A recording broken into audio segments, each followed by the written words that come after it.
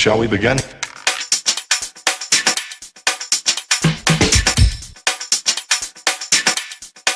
Let's begin now. Hello everyone, welcome to Cripy News. I'm your host, the Pink Crusader. Today we're going to be talking about an article I found on all.org, the American Life League. It's about medical assisted suicide and how this affects disability. They term it disability discrimination. Now, this article has to do with Canada's Supreme Court ruling in 2015 about medical assisted suicide and the laws and the way the law now works in Canada. Medical assisted suicide is very different in the United States and around the world, but Canada has,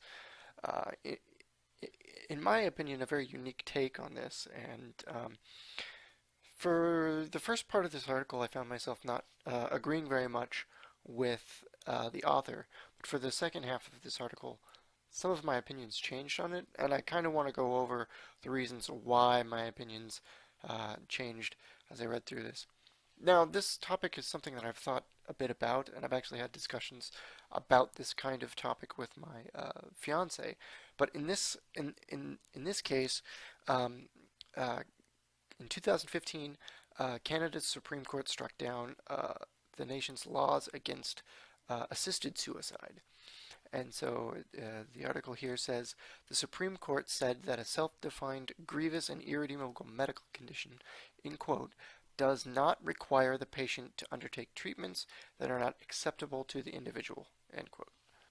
This changes what the way in which assisted suicide works in Canada quite a bit. And I want to read some major portions of what exactly the Supreme Court has to say, the Canadian Supreme Court had to say on it. I'm trying to leave out some of the biased opinion about what the Supreme Court had to say so that you can just kind of understand it through their words alone that were written in the article, because it's kind of important. So the Supreme Court says, we do not agree that the existential formulation of the right to life requires an absolute prohibition on assistance in dying, or that individuals cannot waive their right to life. This would create a duty to live rather than a right to life.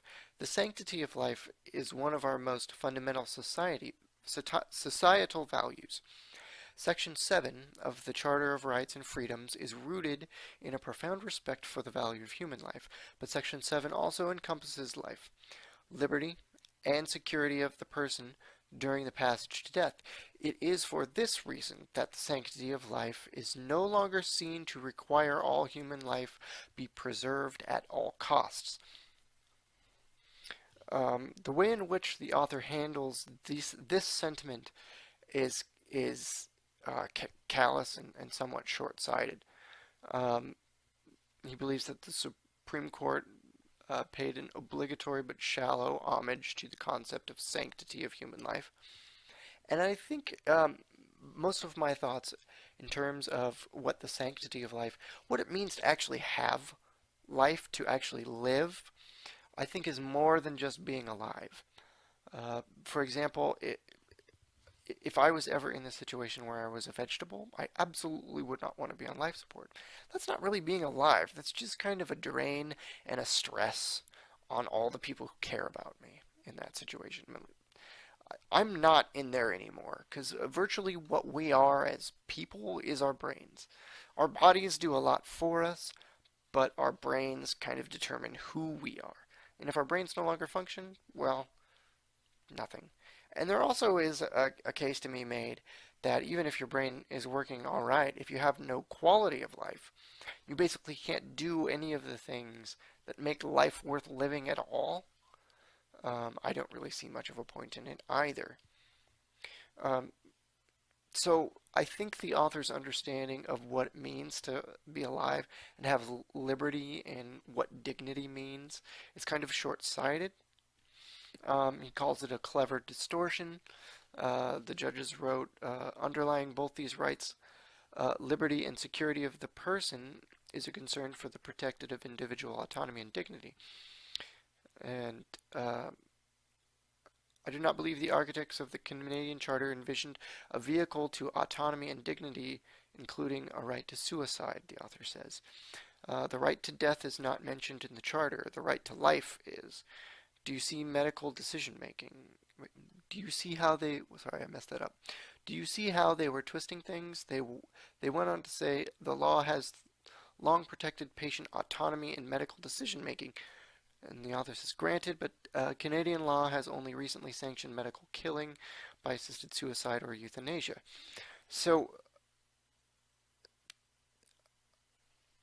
the author kind of doesn't take anything into account what the Supreme Court was saying. It's not saying um, that there isn't a right to life, or that uh, dying or wanting to die or committing suicide doesn't necessarily take away from the right to life, because what this means is anybody who wants to live has the right to do so. But what they're saying is, as a right to life is not a duty to live. If you have no quality, if the only thing you have in your life is pain, it's a cruelty and torture to force that person to live. Basically, what you're saying to that person then is, um, my belief that you should never commit suicide is more important to me than you having to live in torture. And it further goes on to show that um, they even state some of the reasons, even in this article alone, and you can dispute some of his callous early interpretations of what all this means early on with some of the things that is just in his article. What the Supreme Court is doing is trying to set up criteria that it means so that you can't just decide you want to die because you're disabled and then be able to do it. You have to show that you have reasonable expectations of having no quality of life and not going to be able to live much longer. Now, this part actually is where the article starts to win me over, in part because some of the criteria set up by the Supreme Court are extraordinarily vague. So they have a serious and incurable illness, disease, or disability. Okay, that criteria is extraordinarily vague. Lots of illnesses, diseases, and disabilities are incurable. That doesn't mean that when you have those things, you have no quality of life. So right from the get-go, it's not sounding very good. But this is just a preliminary thing. You have to have this in order, and all of these other things in order for it to go. So if it was just that, it would be terrible, but that's not just what it is. They are in an advanced state of irreversible decline in capacity. That's also important. But this also would include things like MS, which the author of this article actually has, or as it's stated, and having MS doesn't necessarily mean that you have no good quality of life either. So that one's still a little too broad, not very good. C, let's hope it narrows it down a bit. That illness, disease, or disability, or that state of decline causes them enduring physical or psychological suffering that is intolerable to them and cannot be relieved under circumstances they consider acceptable.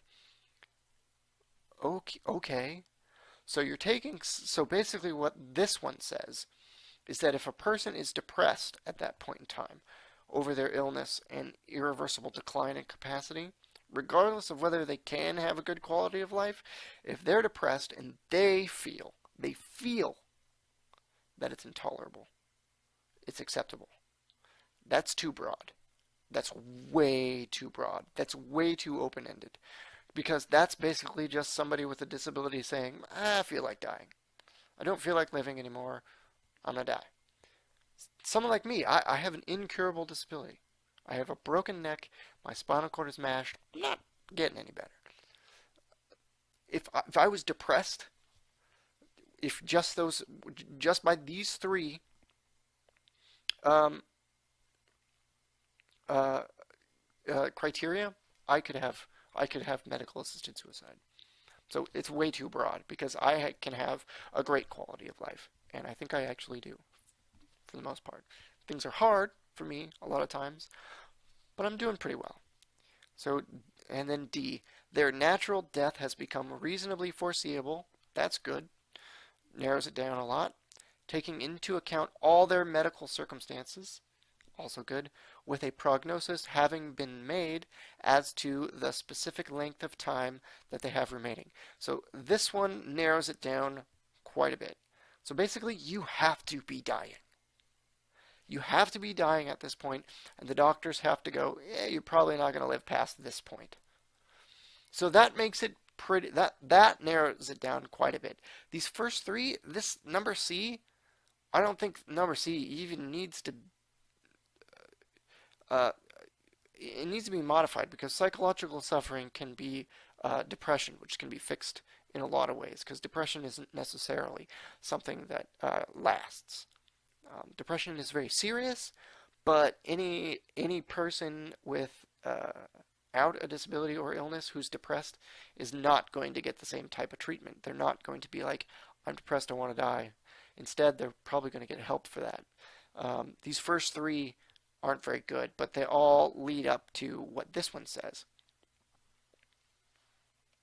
But here's the rub, and laws are one thing, and how they're practiced and enforced are a completely different thing. So the article says in the first 6 months after the law passed, at least 744 Canadians received a medical assistance in dying.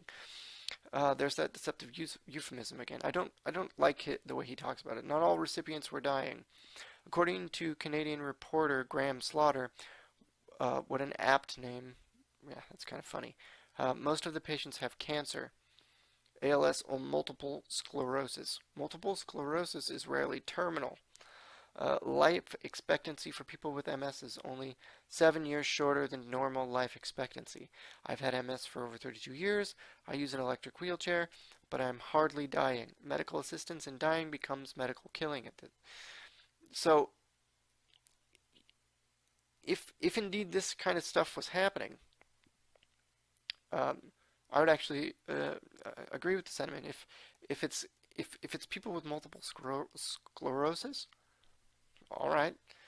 And the thing is, depending on the cancer, cancer is something that is really difficult, and there are some cancers that just they eat you alive, and it's not a pretty way to go. So assistance in dying for some cancer patients, I think is the right way to go.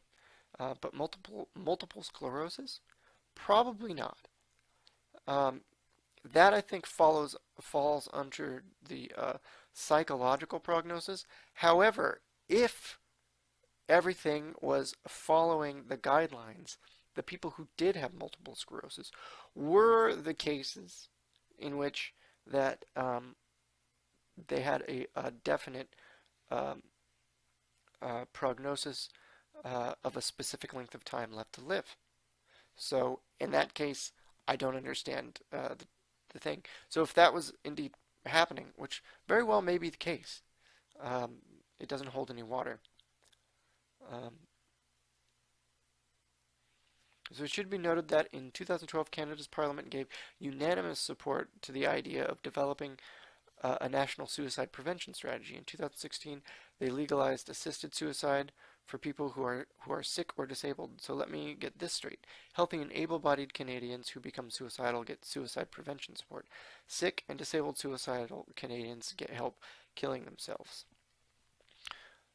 That actually is kind of an interesting thing to think about because if the law is being practiced with a broad stroke, then it absolutely means that.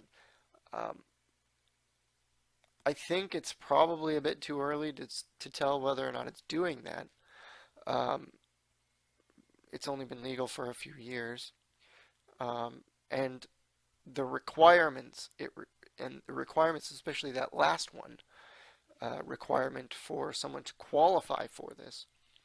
Not to mention all the other aspects of what goes into being able to do this. It's probably not an easy thing to get.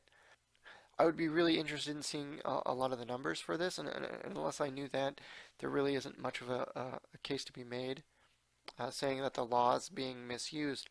However, However, there is a strong caveat because there is a distinct uh, societal norm uh, and cultural opinion surrounding disability that people who have disabilities um, uh, probably want to commit suicide and should be allowed to. And there was even a recent movie in 2016. I think it was Me Before You. Right here, here's the IMDb. Um, 2016 came out June 3rd. I watched this movie on my plane ride to Berlin because it was one of the things I had heard about it, but I'd never watched it because it didn't sound something I was all that interested in, and because I didn't really like the sentiment behind it. Because this guy is a quad. It's a movie about a guy who is a successful businessman, very active, like snowboard, do all this stuff, get hit by a car. Now he's a quadriplegic, right? And because he's a quadriplegic, he wants to commit suicide. So first off, not only is he extraordinarily wealthy right from the get-go, his parents are extremely rich. His inheritance is something he can live the high life off of, even in a wheelchair, for like the rest of his life. And his wife, if he has one, which he would have had one under this movie. Um, but he wins the heart of Amelia Clark, of all people. You know, super attractive, super energetic, spunky, energetic person in the movie. Just is a really cool person in general in the movie, and he's happy with her, but he's not happy about being in a wheelchair. So, being in the wheelchair is so bad he commits suicide.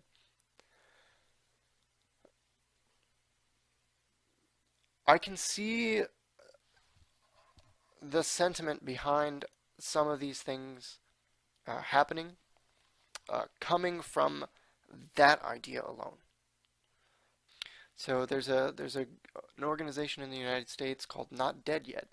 It says Not Dead Yet asserts assisted suicide violates the Americans with Disabilities Act by establishing a system of unlawful discrimination whereby most suicidal people, those who reveal their intentions, receive suicidal prevention services, while old, ill, and disabled people receive suicide assistance instead. Must we die to find dignity? Is the question in the quote. And he says, I hope not. And these are the types of things that I completely agree with. And there's a certain amount of suffering that people have that I think we should be compassionate enough to want to alleviate. Because there are things that we can't fix. But there are certain types of uh, uh, illnesses and disabilities and things like that that death does not bring you dignity, and it robs you of the ability to have it. Um, and I think it's an important thing to understand. And I think part of the reason we think the way we do about disabilities is happens around our language. When we switched over to the politically correct stances of person first language, I get the sentiment behind it. They're trying to bring out the person over the master status of disability, right? Because what happens when you get disabled is you go into something in psychology known as a master status, which means it's the first thing people see, and it's the one thing that most everybody sees about you. So when people see you, see other people, we automatically make a certain amount of judgments based on what we see. And the master status is the first judgment the majority of our society and culture make. And when you have a disabled, especially a very visible one, that's usually it. It's not you're a man, it's not you're a woman, it's not usually your skin color. Um, the majority of the people see a disability or an impairment before they see anything else. So for disabled people, that is their master status. And we don't see that master status as being worthy of having or of worthy of being dignified. And so in order to try to alleviate that aspect and try to get people to see people with disabilities as people, they enacted person first language, and it got pushed in all kinds of places, and I really completely disagree with it. Number one, it's not grammatically correct, so it sets us apart even in the way our brains understand grammar, um, in English at least. Um, Putting person with a disability is not a grammatically correct statement. Um, so it does the same job as of othering as not doing that. What we should have done was simply put forward campaigns to educate people about disability because that humanizes us more than anything. Instead, they put a blanket fix. They put a band-aid on like a cut, like a terminal wound, uh, and that doesn't fix anything. That just allows other people to think they're doing something good and look the other way. So our cultural understanding of what it means to have dignity with a disability never got any better. It never has. And I don't think it's going to if we continue to think that this person first language is working. It's not. If it was, things probably would. It's been happening for the majority of my life. Certainly the entire time I've been disabled. Person first language has been a thing. Um, and I still get people, even random people, or people I know, saying things like, oh, I couldn't deal with a disability. I would just kill myself. Well, that's where laws like this come into question, and that's where um, I completely can see their point of view. I mean, as someone with a disability, um, it's not it's not undignified to be crippled. That's why I use that term. That's why I encourage other people to use that term. Um, that's why I titled this segment "Cripy News." I think it's important for people to understand that there is nothing inherently uh, uh, uh, so wrong about being crippled that we should be afraid to be realistic about what's happening to us. And if people, sorry, there's a fly. If people can't uh, see that, then after all these years of person first language, then we're doing something wrong to change uh, public perception of what these things are. And so we need to change up what we're doing. We need to change our ideas. I would postulate that a lot of these organizations are still pushing like the person first language and trying to push dignity that way. I think they're doing it wrong. I really do. Um, because you don't make people feel closer to someone to have people be better able to recognize someone's humanity just by changing a couple of words. By making it so that the words that actually accurately describe the life experiences and the things and the disability and the impairment that is an undeniable and unavoidable aspect of that person's life to be a shameful word, you're not going to change people's public perception of what it means to have that impairment. I'm a quadriplegic. I'm a cripple. And that is not a shameful thing. And I get to have dignity before I die. But at the same time, I do believe that there are circumstances where it's absolutely appropriate for people uh, to engage in medical assisted suicide. Why? Because it might absolve them of months, months and months of excruciating physical and mental pain. And I think that's something that we have to take care of. There are ways to go about doing this type of stuff uh, in in in compassionate ways for everyone involved. Someone who just has a disability, like me or someone with MS, who it's not going to get any better. As I get older, things are going to get worse for me. My body's going to break down faster than everyone else's. My shoulder joints are going to give out, making it harder for me to get around. Uh, and I'm always going to be in constant pain. I have constant pain most of the time due to nerve pain. Just like people, it's like a phantom pain, kind of like people who have missing limbs. They feel their legs burning or itching or having excruciating pain. I have that through the majority of my body, a good portion of the time. Um, Technically, um, I fit every criteria except for the fourth criteria. And as I get a little bit older, even if I'm still living a good life, I would probably fit that criteria sooner than anyone else. And not necessarily that I would live out a complete life cycle, but that's basically saying it's okay to kill elderly disabled people then, if they want to die. Not just um, um, if it's okay to kill to help people commit um, suicide and die with a little bit of dignity left.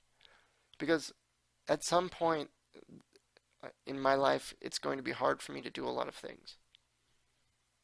Um, but having help doing certain things does not remove dignity. And I think it's important to make that distinction as well. So, it's a bit of a heavy one. But thank you all for watching. Like the video if you want. Subscribe if you're not. And I will see you all next time.